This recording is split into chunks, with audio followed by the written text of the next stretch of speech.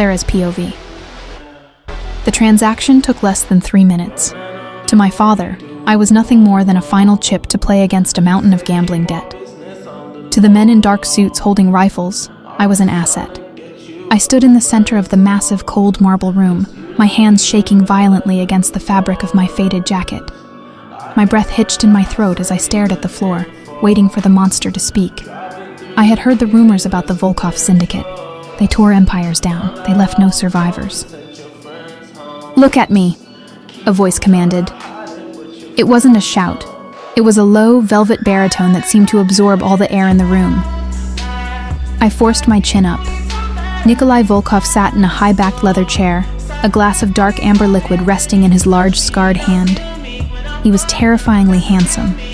Sharp jawline, short midnight black hair, and obsidian eyes that looked like they had witnessed the end of the world.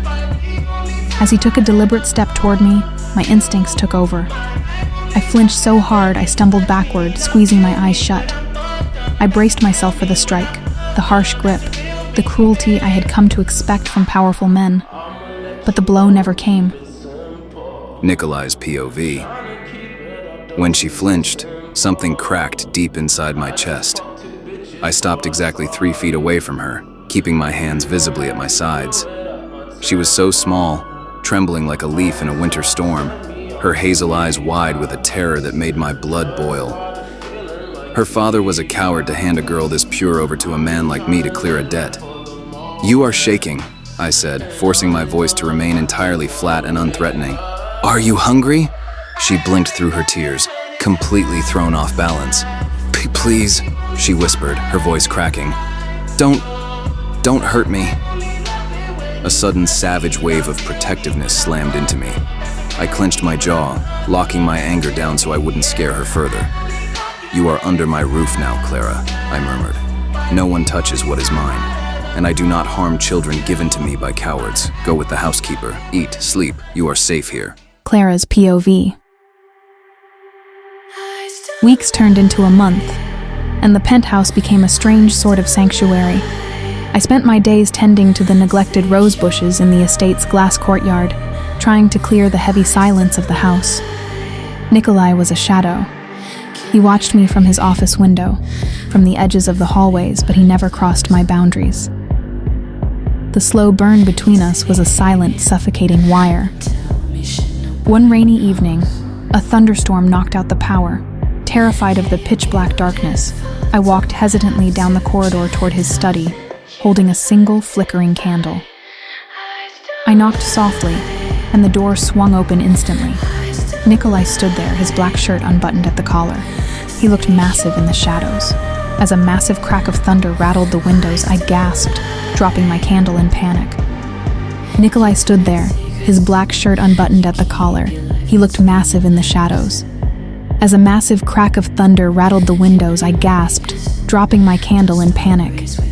In a split second, he was across the room, kneeling on the floor directly in front of me. His hands hovered just inches above my knees, burning with warmth, yet he strictly refused to touch me without permission.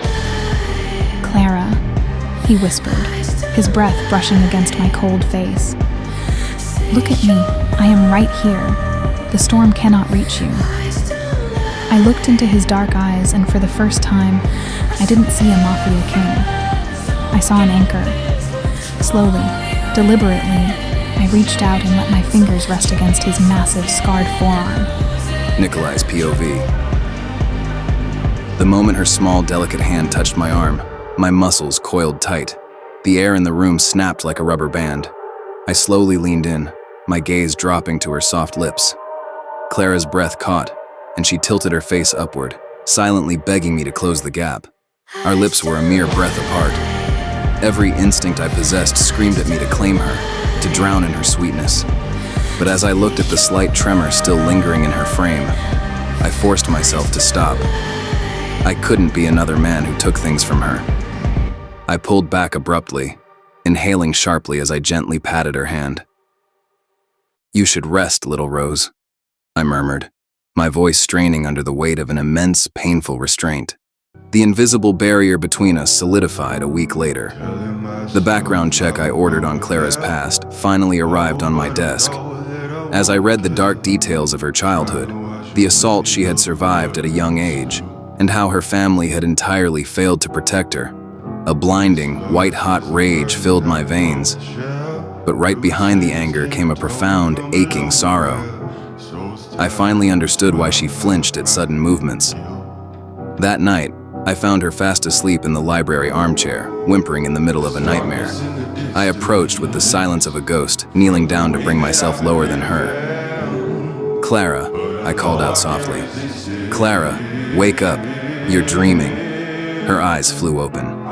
Seeing my silhouette, she instinctively scrambled backward into the corner of the chair, shielding her face. "No, please stop." Clara's POV.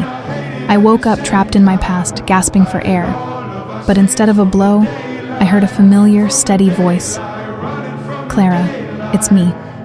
It's Nikolai," he said immediately, holding his large hands up where I could see them clearly. "Look at me. You are safe. I swear to you, no one will ever hurt you again." I focused on his face in the firelight.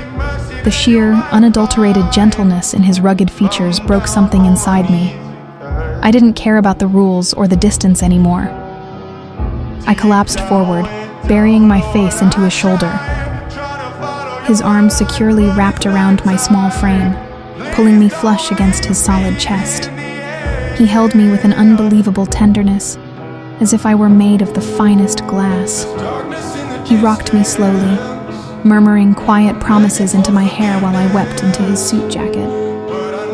For the first time in my life, the weight of the world felt lighter.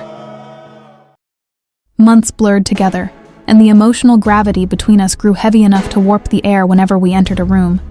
The fear was entirely gone, replaced by an aching devotion.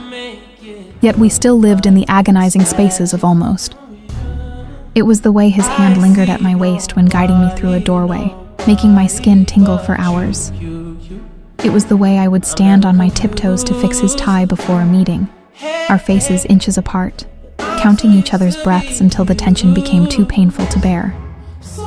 One suffocatingly hot night, I walked out onto the balcony to catch the midnight breeze, wearing only a thin silk nightgown. The midnight air was a sharp, biting contrast to the heat radiating between us on the balcony. Nikolai stood like a monolith behind me, his massive frame shielding me from the wind. The silence of the estate was heavy, thick with a yearning that had been simmering for months, a slow-burn tension that felt like a live wire humming between our skin.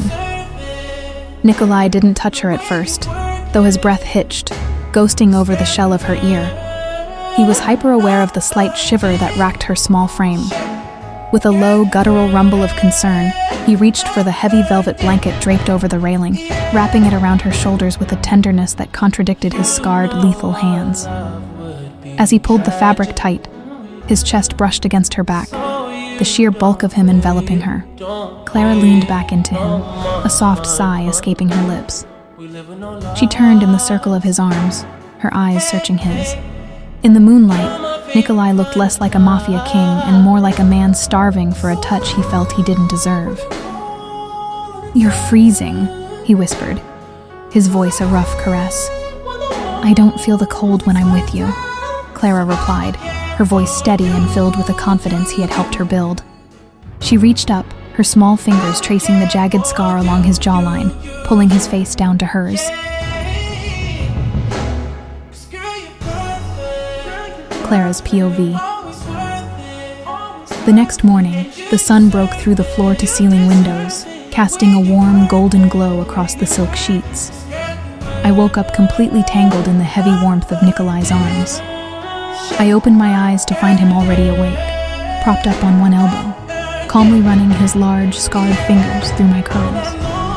The cold, ruthless mafia king looked entirely at peace, his dark eyes filled with an unspoken, eternal devotion. I smiled, leaning up to press a soft, lingering kiss to his jawline. Nikolai let out a low, content rumble, pulling me tighter against his heart. The cage my father had sold me into had vanished, replaced by the safest, most beautiful sanctuary I had ever known.